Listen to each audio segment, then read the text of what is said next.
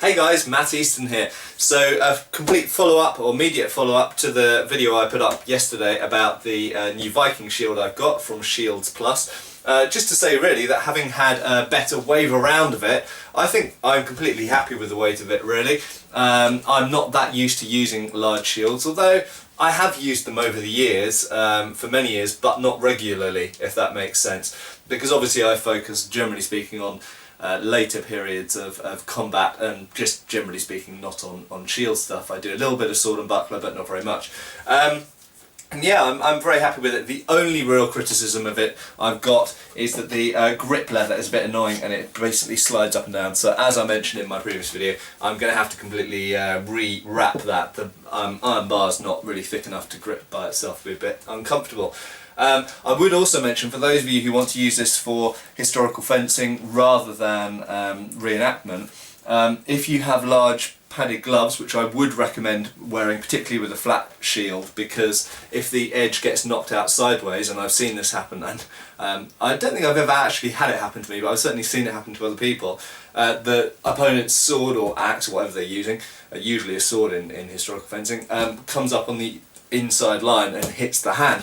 That incidentally, and yet again I'll talk about this in a future video, but that incidentally is an advantage of curved or domed shields, that your hand is and forearm is essentially safer. With flat shields it's easier to sort of knock them aside, and if you do get a blade come in on the inside line, then it's more likely to get you in the hand or forearm, which is obviously further forward than your body is usually.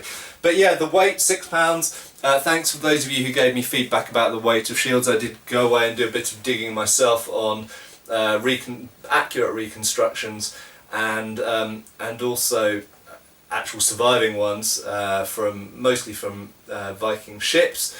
And yeah, £6 doesn't seem unreasonable at all. I know a little bit more about later period shields, sort of 14th, 15th and 16th century shields, and indeed for those, for a large shield, £6 is, or a large-ish shield, £6 is not unreasonable at all.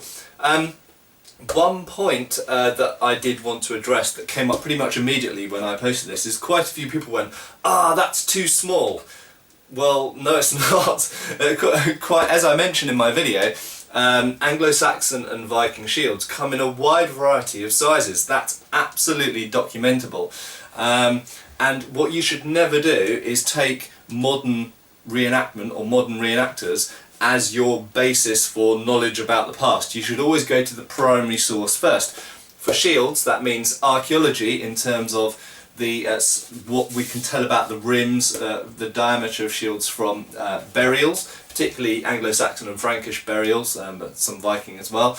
But also you can actually, there are physical examples surviving with the wooden boards from particularly from Viking ships in Norway.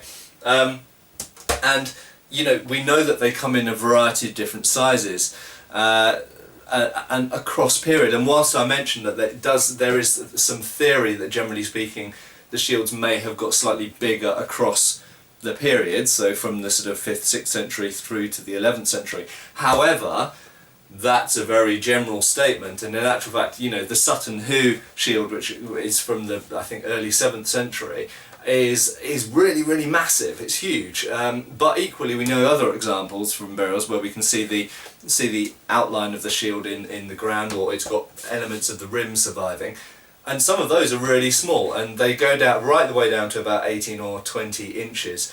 This is 24 inches, so this is not particularly small actually. This is smaller than perhaps the typical Viking era shield, but it's not particularly small. And remember that round shields, either strapped within arms or with held with a boss, have been used right the way across the world in a number of different cultures across a wide period of time. And they sometimes are small, like something like obviously you can go right down to bucklers. Bucklers are really small, you know, as small as kind of 8 or 9 inches upwards.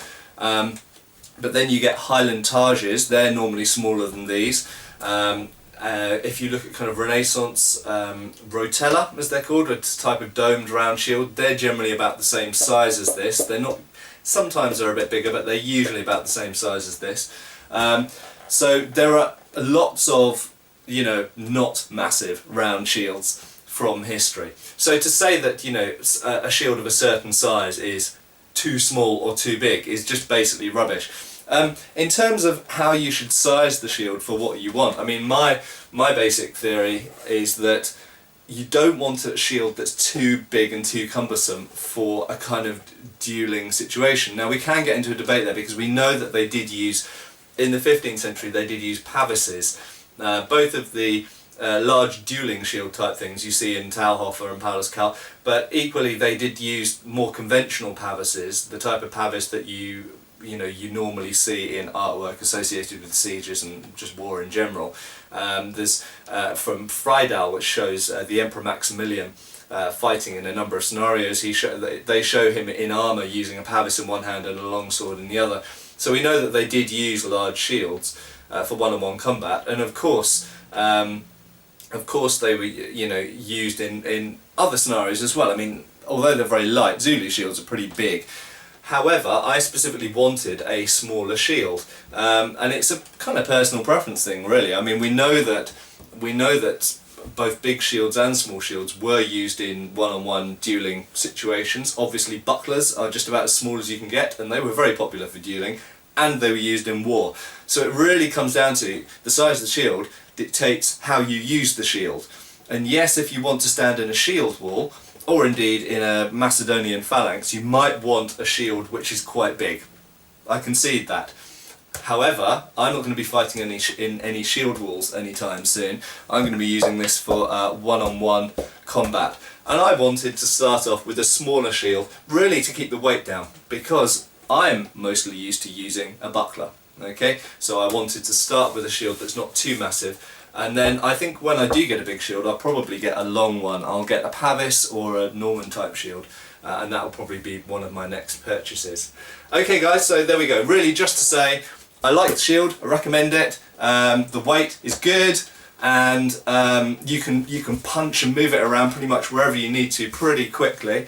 The only other thing I'd mention as well is I've been looking through Anglo-Saxon and Frankish artwork of the period, and it's very clear that they hold the shield in a number of different positions. So often it is held close to the body, and often it's held far away from the body.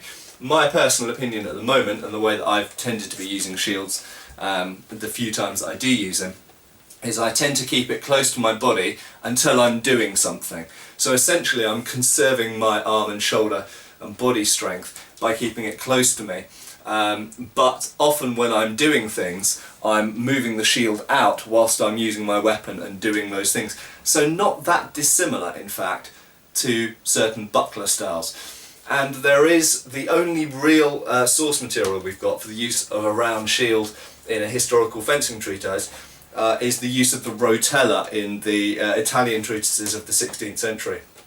And they do tend to keep the shield in this position, or at least covering the what we would call the outside line.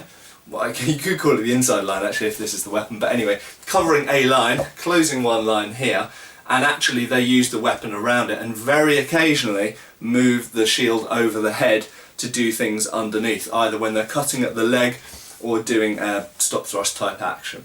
Okay, so actually they don't move the shield around a huge amount. So there we go guys, I'm sure I'll have lots more to say about shields in the near future. Cheers guys!